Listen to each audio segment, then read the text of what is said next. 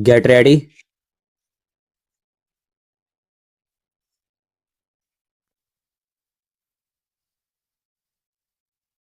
Start.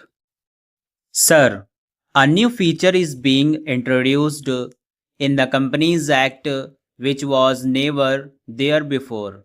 Neither in the Companies Act 1913 nor the Companies Act 1956 or the various amendments that have been made since 1956. Only an abridged form of the profit and loss account and the annual report will be sent to the shareholders and on payment of fee. He will be entitled to get the full report as he is getting now. If the Honorable Minister looks into the representations from various shareholders associations over the years, you will find that even the existing requirement of information to be provided to the shareholders is not enough. In fact, shareholders associations have already represented that the information given to them should be much more specific. In companies which have got various divisions, it should be division wise.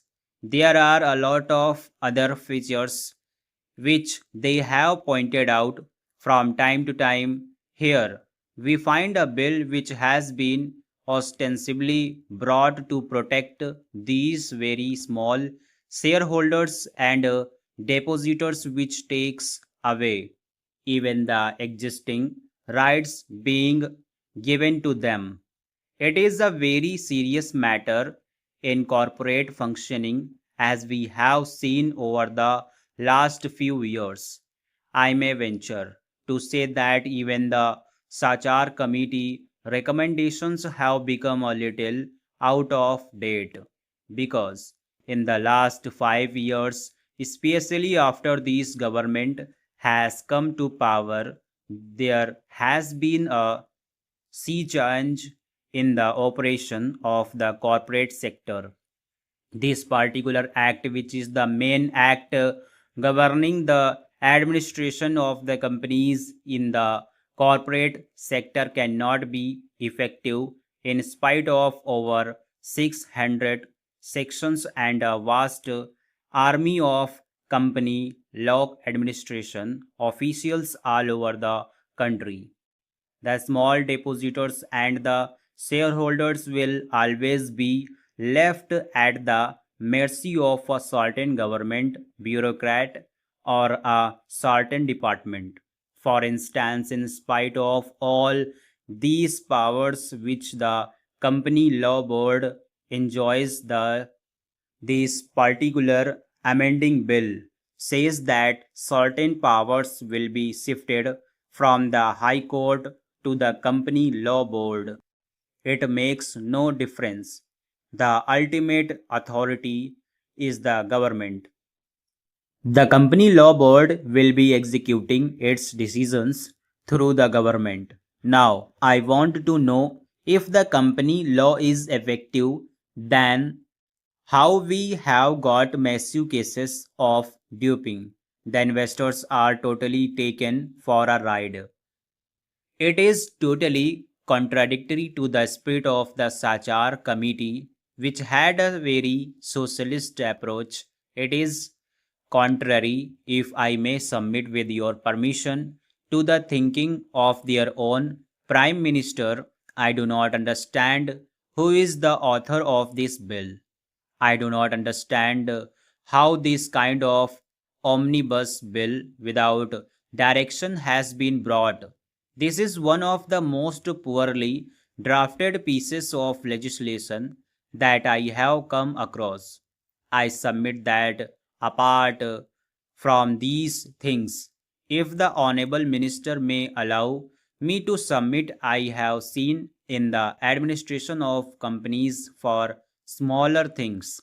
They are more particular. If a company is not filing some paper on time, promptly they will send a notice. But there are some other companies which I know of which are not repaying their depositors. Depositors are knocking at their doors and nobody is listening to them. This kind of anomaly must be corrected since this is a very important act in the sense that the entire corporate sector is administered by this act. If the government has any power to discipline companies, it is through this act.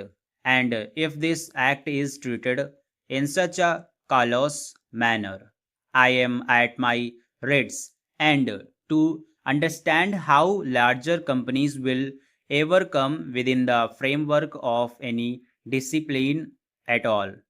They will not. Whenever any controversy starts, we start the controversy of the public sector and the private sector. This is a needless controversy. In this country, we need the private sector and we need the public sector. In this country, we need large companies and we need small companies. Everybody must play his role as per the scheme of the constitution, as per the scheme of various resolutions. We in the opposition may or may not agree with the government's policies, but just now the government policies must adhere at least to what their own avowed objectives are. This bill does not even conform to their own pattern. It is strange to me. I do not understand how these provisions have found their way into this bill, especially in relation to the entire corporate deposits and loans, just because of a few high court judgments have clearly stated that a loan is different from a deposit. The reason you are giving is that this bill also include the provision to plug loopholes and remove some lacuna. This is not a loophole or a lacuna. Loans and deposits are two different things, but by an act of parliament we are trying to change the context and the meaning of the entire corporate operations and functions. Stop.